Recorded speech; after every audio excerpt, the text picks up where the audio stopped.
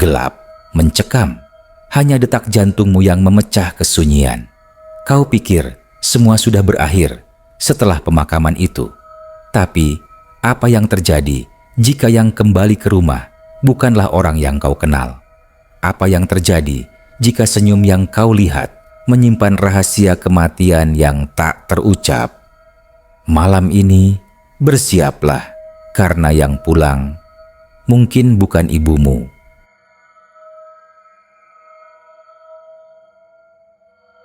Udara pagi di Desa Sukamaju terasa lebih dingin dari biasanya, menembus jaket tebal yang membalut tubuh-tubuh yang berkumpul di halaman rumah Pak Harjo. Hari ini adalah hari yang ditunggu-tunggu, sekaligus hari perpisahan sementara bagi keluarga besar Harjo. Ibu Fatimah, wanita paruh baya dengan senyum teduh dan sorot mata penuh kasih, akan berangkat menunaikan ibadah haji ke Tanah Suci. Seluruh warga desa tumpah ruah mengantarkan kepergian beliau seolah-olah mengantar seorang ratu. Lantunan doa dan takbir tak henti-hentinya mengiringi. Risa, anak bungsu Ibu Fatimah, tak bisa menahan air mata yang terus mengalir. Ia memeluk ibunya erat, seolah tak rela melepaskan. "Ibu, hati-hati ya di sana. Jangan lupa istirahat, jangan terlalu memaksakan diri," bisik Risa. Suaranya tercekat. Ibu Fatimah mengusap lembut rambut putrinya. "Nak, jangan khawatir. Ibu pasti jaga diri baik-baik. Doakan ibu sehat selalu dan bisa kembali dengan selamat," jawab Ibu Fatimah. Senyumnya tak pernah luntur. Namun, ada sesuatu yang berbeda di mata Ibu Fatimah pagi itu. Pandangan matanya terlihat lebih dalam, seolah menyiratkan sebuah rahasia yang tak terucapkan. Risa menangkap sorot itu, namun mengabaikannya, menganggap itu hanya perasaannya saja karena haru. Bis yang akan membawa rombongan haji sudah menunggu. Satu persatu jemaah naik dengan gema salam perpisahan yang menggema. Ibu Fatimah melambaikan tangan kepada seluruh keluarga dan tetangga yang hadir. Senyum terakhirnya terukir jelas di benak Risa. Senyum yang kelak akan menjadi sebuah kenangan yang menghantui. Pak Harjo, suami Ibu Fatimah, terlihat tegar, namun sorot matanya tak bisa menyembunyikan kesedihan. Ia tahu perjalanan haji adalah impian seumur hidup istrinya, dan ia bahagia bisa mewujudkan impian itu.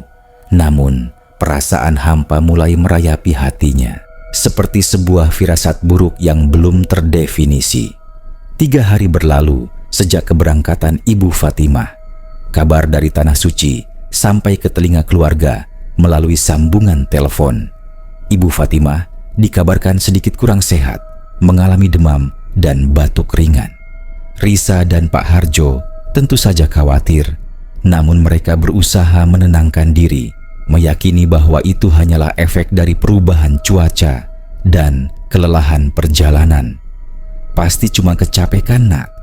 Ibu kan sudah tua, jadi gampang masuk angin," ujar Pak Harjo, mencoba meyakinkan Risa dan dirinya sendiri. Mereka terus berdoa agar Ibu Fatimah segera pulih dan bisa melanjutkan ibadahnya dengan lancar. Namun, pada malam ketiga, setelah sholat Isya, sebuah telepon dari ketua rombongan haji mengubah segalanya. Suara di seberang sana terdengar berat dan putus asa. "Inna lillahi wa inna ilaihi raji'un. Pak Harjo, Bu Fatimah telah berpulang ke rahmatullah." Dunia Pak Harjo dan Risa runtuh seketika. Telepon jatuh dari genggaman Pak Harjo, tubuhnya luruh ke lantai. Risa menjerit histeris, tak percaya dengan apa yang baru saja didengarnya. Ibu Fatimah, ibunda tercinta, telah tiada. Di Tanah Suci, di tempat suci yang ia impikan seumur hidupnya, ajal menjemputnya. Berita duka ini menyebar cepat ke seluruh penjuru Desa Sukamaju, bagai api menjalar. Rumah Pak Harjo langsung dipenuhi pelayat. Tangisan dan lantunan tahlil memenuhi udara. Semua orang berduka kehilangan sosok Ibu Fatimah yang dikenal baik hati dan ramah. Kepergian beliau begitu mendadak, meninggalkan luka mendalam bagi keluarga dan seluruh warga desa. Tidak ada yang bisa menduga bahwa keberangkatan haji Ibu Fatimah adalah perjalanan terakhirnya, dan senyum perpisahan itu adalah senyum abadi yang akan terus menghantui kenangan mereka. 3 hari setelah kabar duka itu datang, sebuah telepon tak terduga kembali berdering di rumah Pak Harjo. Kali ini dari maskapai penerbangan. Mereka menginformasikan bahwa jenazah Ibu Fatimah akan dipulangkan keesokan harinya sesuai dengan permintaan keluarga yang ingin memakamkan beliau di tanah kelahiran. Kabar ini sedikit melegakan di tengah duka mendalam. Setidaknya mereka bisa menguburkan jenazah Ibu Fatimah dengan layak di samping makam leluhur. Pak Harjo dan Risa mempersiapkan segala sesuatu untuk kedatangan jenazah. Sebuah liang lahat telah digali di pemakaman keluarga. Kain kafan dan perlengkapan lainnya sudah disiapkan. Warga desa kembali berkumpul, siap untuk mengiringi prosesi pemakaman.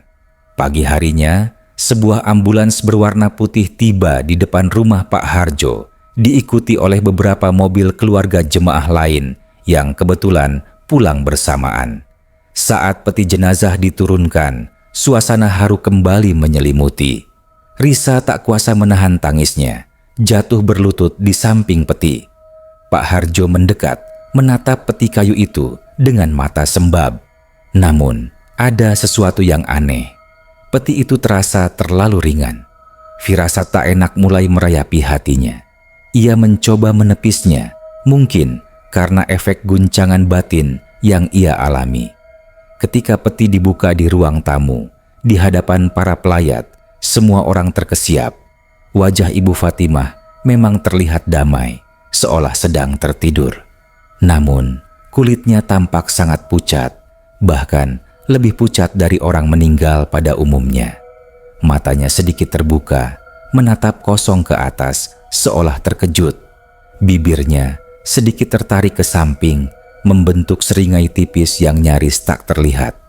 Pak Harjo mencoba meraih tangannya, namun tangannya terasa dingin, sangat dingin, dan kaku. Lebih kaku dari yang ia bayangkan. Ada bau aneh tercium, bukan bau jenazah yang membusuk, melainkan bau manis yang samar, seperti wewangian aneh yang belum pernah ia cium sebelumnya. "Ibu," bisik Risa, tangannya gemetar saat menyentuh pipi ibunya. Pipi itu dingin seperti es. "Kok ibu aneh ya, Pak?"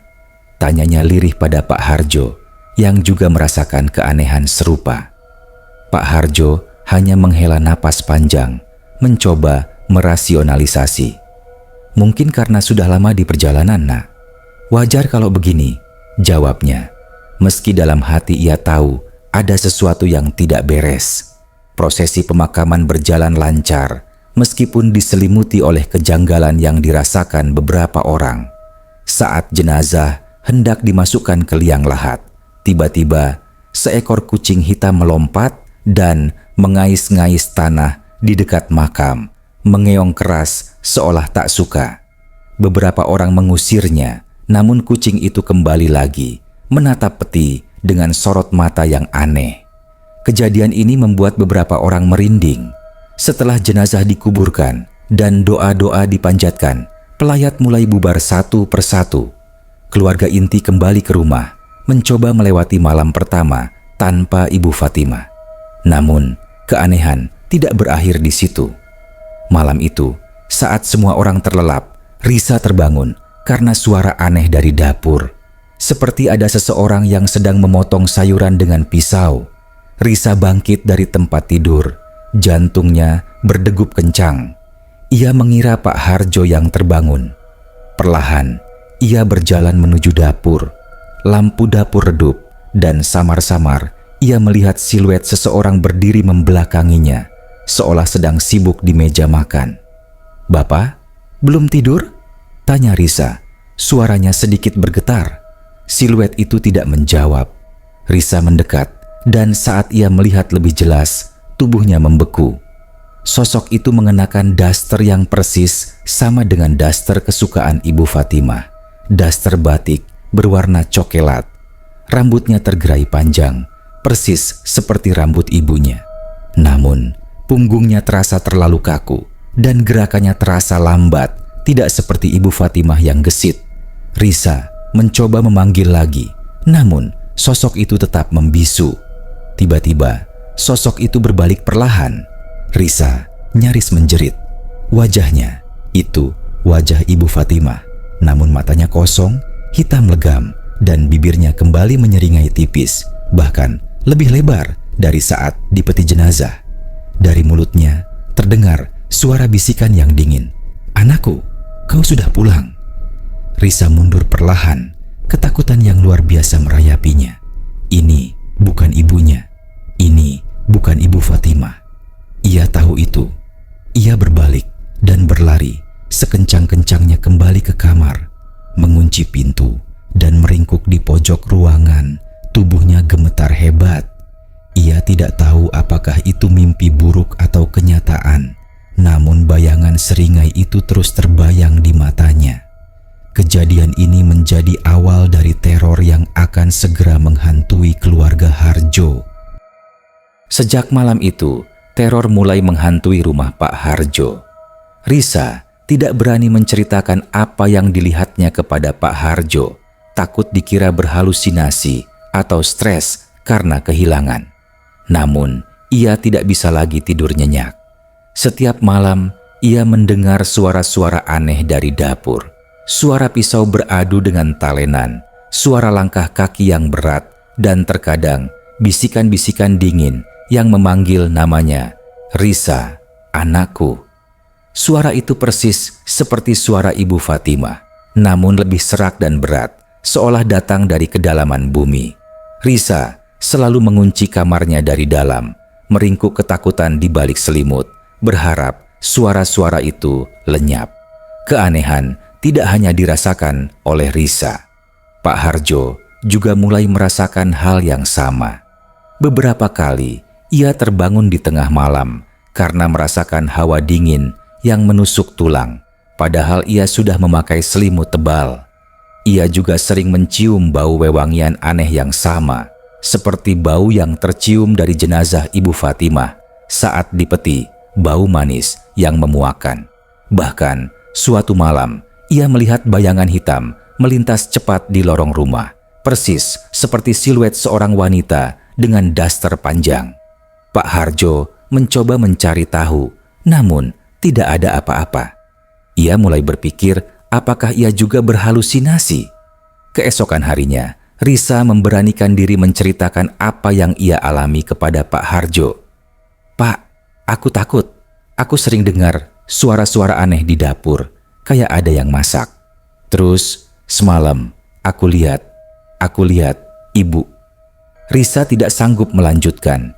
Air matanya kembali mengalir. Pak Harjo memeluk putrinya, mencoba menenangkan. "Sudah nak, mungkin kamu cuma mimpi.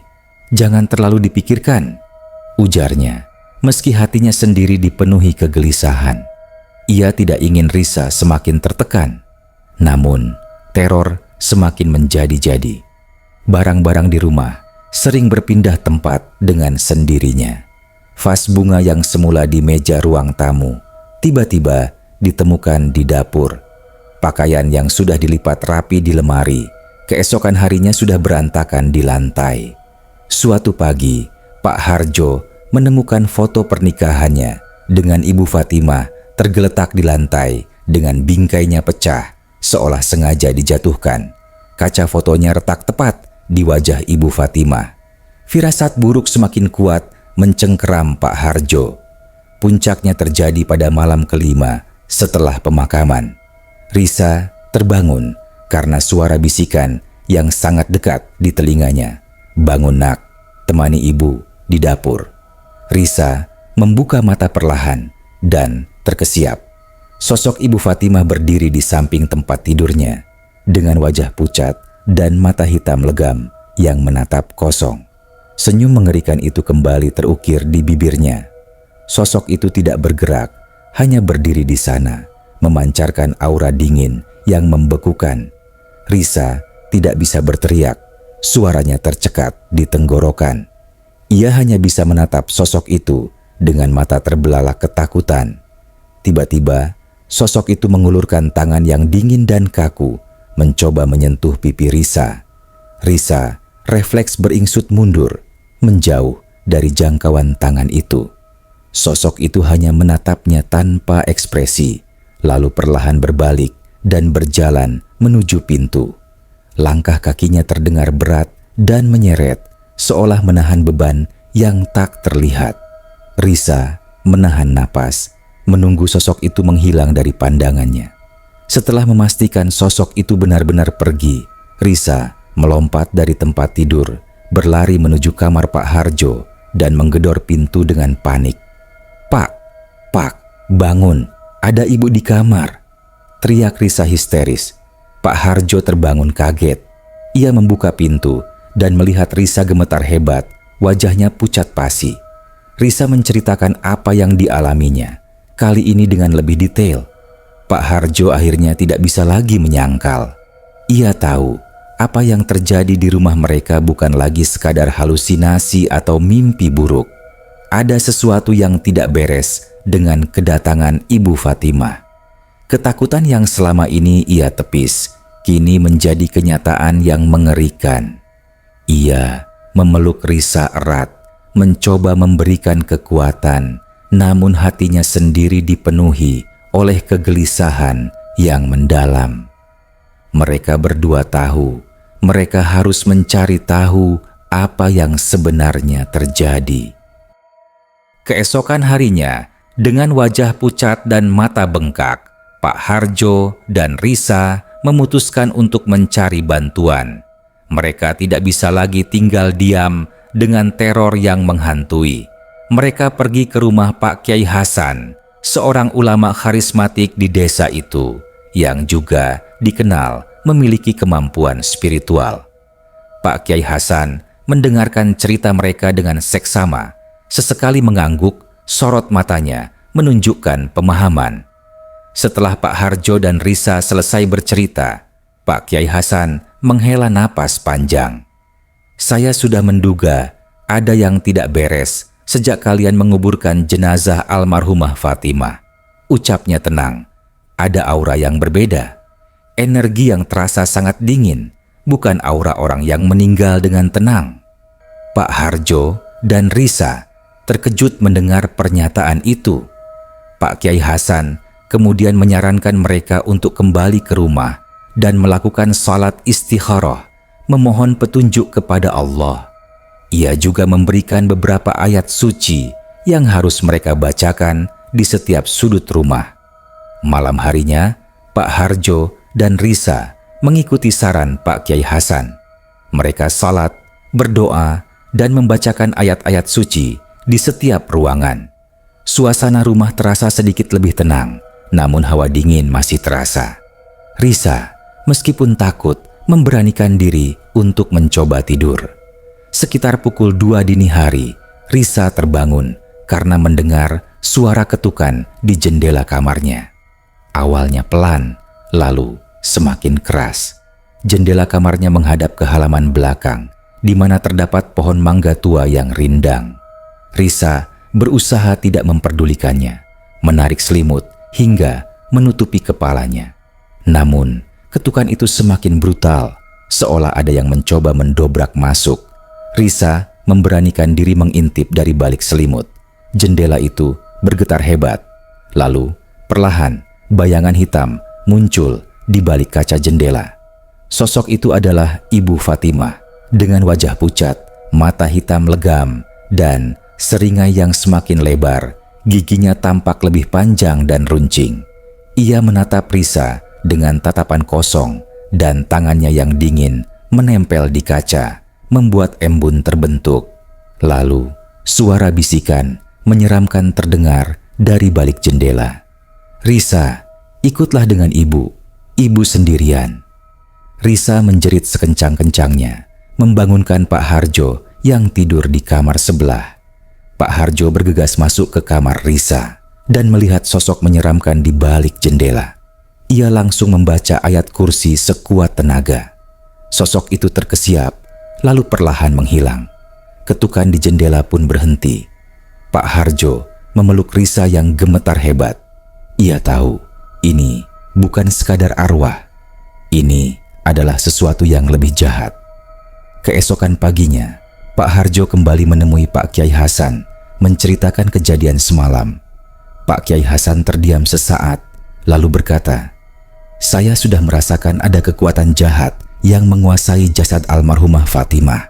Ini bukan arwah beliau yang sesungguhnya. Ada jin kafir yang merasuki jasad itu, menjadikannya medium untuk menakuti kalian." Pak Harjo terkejut. "Jin kafir? Tapi bagaimana bisa, Kyai?" Tanyanya tak percaya. Pak Kyai Hasan menjelaskan, ada kemungkinan saat almarhumah meninggal, jin ini merasuki jasad beliau sebelum dimandikan dan dikafani. Atau ada orang yang sengaja mengirimkan jin ini untuk tujuan jahat. Ini sering terjadi pada jasad yang tidak langsung dimandikan dan dikafani, terutama jika meninggal di tempat yang jauh.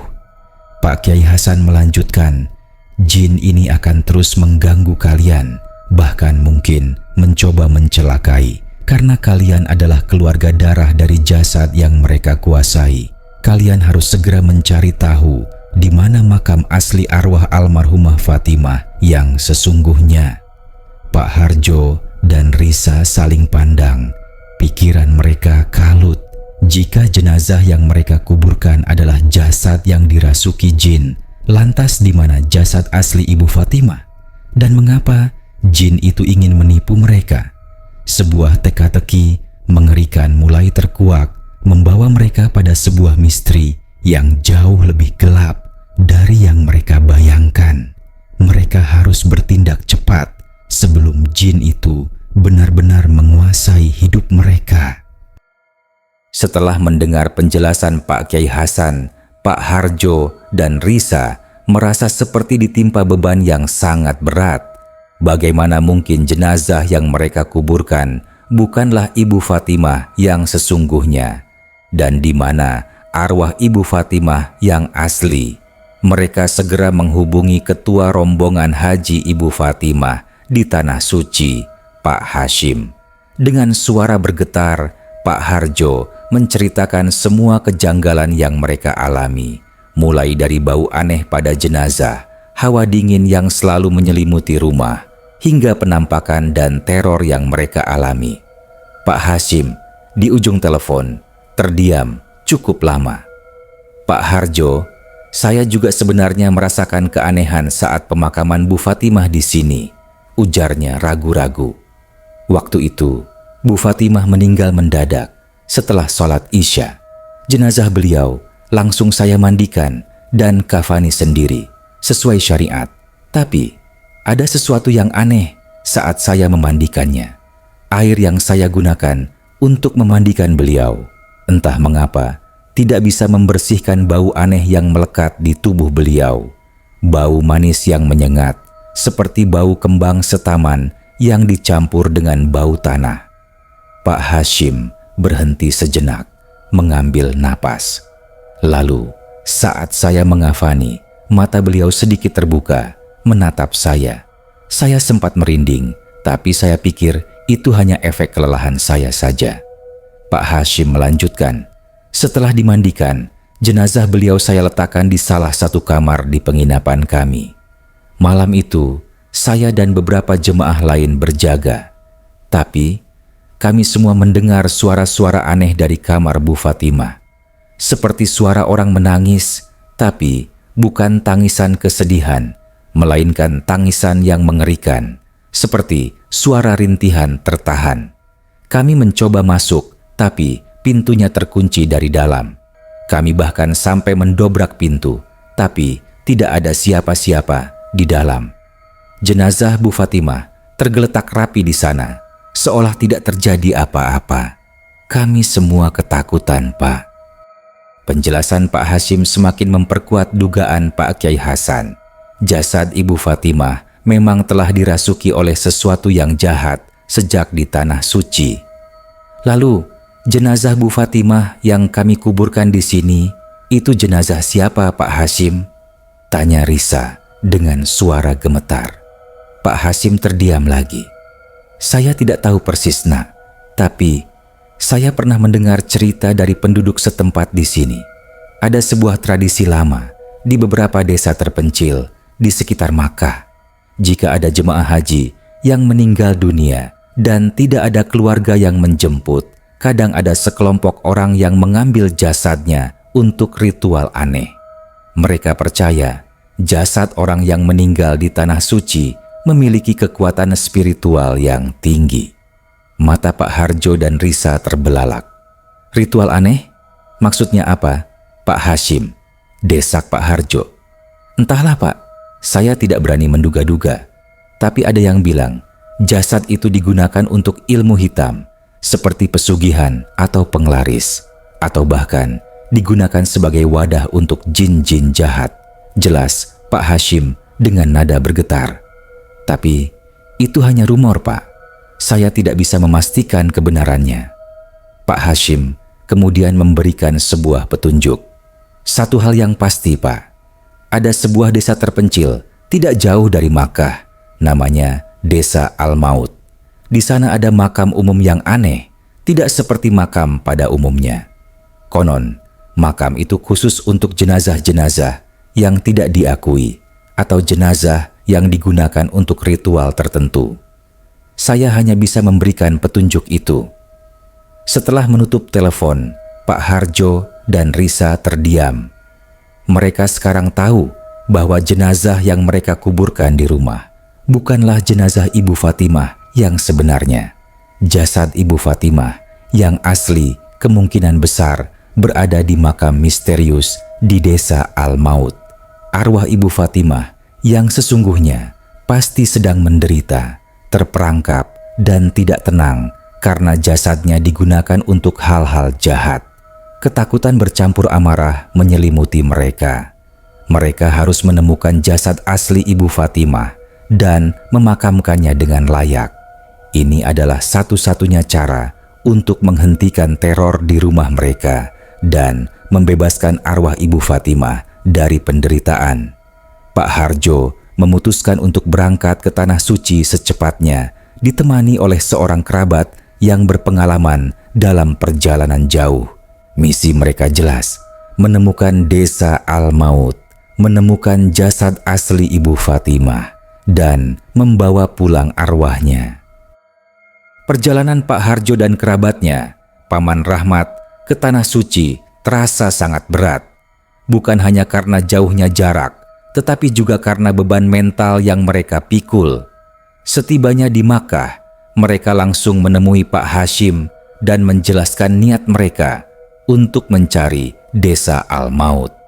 Pak Hashim, meskipun enggan, akhirnya setuju membantu.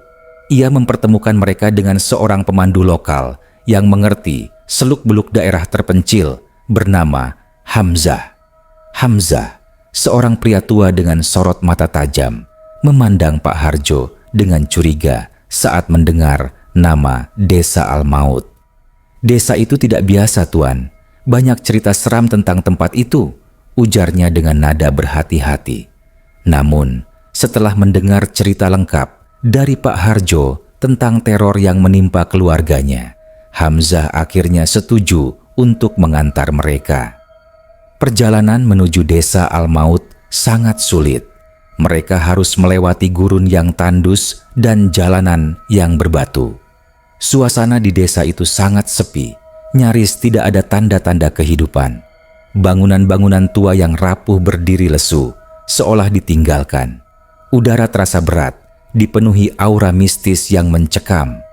Hamzah membawa mereka ke sebuah area yang disebut Makam Al-Ghuraba, makam orang asing. Makam itu berbeda dari makam pada umumnya. Tidak ada batu nisan yang terawat, hanya gundukan tanah yang tidak beraturan. Beberapa bahkan hanya ditandai dengan batu-batu kecil yang berserakan. Saat mereka mencari-cari, tiba-tiba Pak Harjo mencium bau manis yang sangat familiar.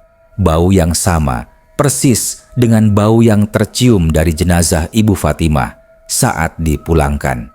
Firasatnya mengatakan bahwa mereka sudah dekat. Hamzah dengan bantuan Pak Kiai Hasan yang terus berkomunikasi lewat telepon, membimbing mereka ke sebuah gundukan tanah yang sedikit menonjol di bawah sebuah pohon kurma tua yang layu. Pak Kiai Hasan menyebutkan bahwa ada tanda khusus yang bisa dirasakan oleh orang yang memiliki ikatan darah. Pak Harjo merasakan tarikan kuat di dadanya, seperti ada magnet yang menariknya ke gundukan tanah itu. Ia yakin ini adalah makam Ibu Fatimah yang sesungguhnya.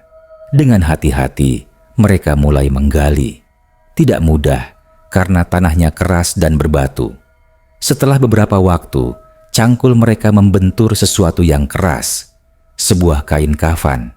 Dengan perasaan campur aduk, Pak Harjo menarik kain kafan itu. Terlihatlah sebuah jasad yang meskipun telah membusuk, namun masih bisa dikenali. Wajah itu, meskipun keriput dan menghitam, adalah wajah Ibu Fatimah yang sesungguhnya. Jasad itu tidak berbau wewangian aneh, melainkan bau tanah yang alami. Yang paling mengejutkan, di sekitar jasad itu terdapat beberapa benda-benda aneh. Sisa-sisa bunga kering, rambut yang diikat, dan sebuah boneka kecil dari kain yang ditusuk-tusuk jarum. Pak Harjo terkejut dan marah. Ini adalah bukti bahwa jasad Ibu Fatimah memang digunakan untuk praktik ilmu hitam. Mereka memutuskan untuk tidak membawa pulang jasad itu ke Indonesia karena akan sangat merepotkan dan tidak etis. Dengan bimbingan Pak Kiai Hasan melalui telepon, mereka melakukan proses pemakaman ulang secara syariat Islam di tempat itu juga. Hamzah membantu mereka menyiapkan segala sesuatunya. Lantunan ayat-ayat suci dan doa-doa mengiringi prosesi pemakaman ulang. Pak Harjo menaburkan bunga dan air mawar di atas makam baru Ibu Fatimah. Hatinya dipenuhi kesedihan sekaligus kelegaan.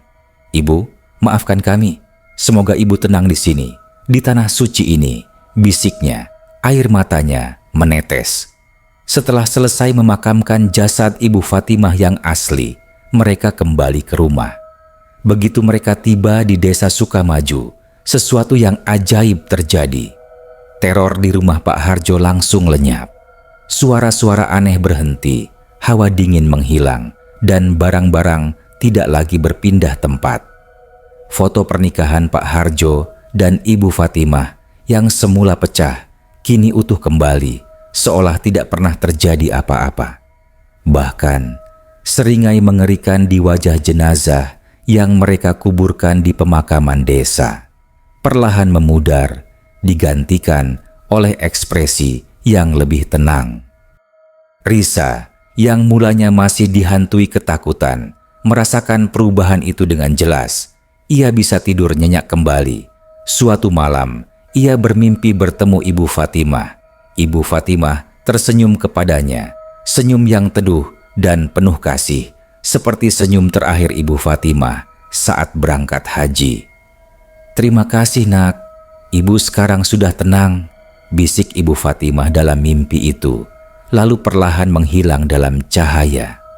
Kejadian ini membuat gempar seluruh warga desa Sukamaju. Berita tentang jenazah palsu dan teror yang menghantui keluarga Harjo menyebar cepat. Ada yang percaya, ada yang tidak. Namun, bagi keluarga Harjo, ini adalah kebenaran yang tak terbantahkan. Mereka akhirnya bisa berdamai dengan kepergian Ibu Fatimah. Misteri tentang jenazah palsu dan teror gaib itu mengajarkan mereka bahwa terkadang hal-hal yang tidak masuk akal bisa terjadi di dunia ini, dan bahwa arwah orang yang meninggal tidak akan tenang jika jasadnya diperlakukan tidak semestinya. Sejak saat itu, keluarga Harjo menjadi lebih religius. Mereka sering berziarah ke makam jenazah palsu di desa mereka, membacakan doa dan memohon ampunan kepada Allah karena telah menguburkan jasad yang salah, meskipun tanpa sengaja. Mereka juga sering mengirimkan doa ke tanah suci untuk arwah Ibu Fatimah yang sesungguhnya, yang kini telah beristirahat dengan tenang di sana. Kisah ini menjadi legenda di Desa Sukamaju, pengingat akan misteri yang tak terduga dan betapa tipisnya batas antara dunia nyata dan dunia gaib, bahwa terkadang apa yang terlihat di mata bukanlah kebenaran yang sesungguhnya, dan mungkin di luar sana masih banyak kisah serupa yang belum terungkap, menunggu untuk diceritakan. Masihkah kau merasa aman di rumahmu? Setelah kisah ini, setiap langkah kaki di malam hari, setiap bayangan yang melintas mungkin akan terasa berbeda. Kita hidup berdampingan dengan hal-hal yang tak kasat mata, dan terkadang batas antara dunia kita dan dunia mereka begitu tipis. Jadi, lain kali seseorang yang kau kenal kembali dari perjalanan jauh, pastikan ia benar-benar orang yang kau tunggu. Karena di balik senyum yang akrab bisa jadi bersembunyi kebenaran yang paling mengerikan.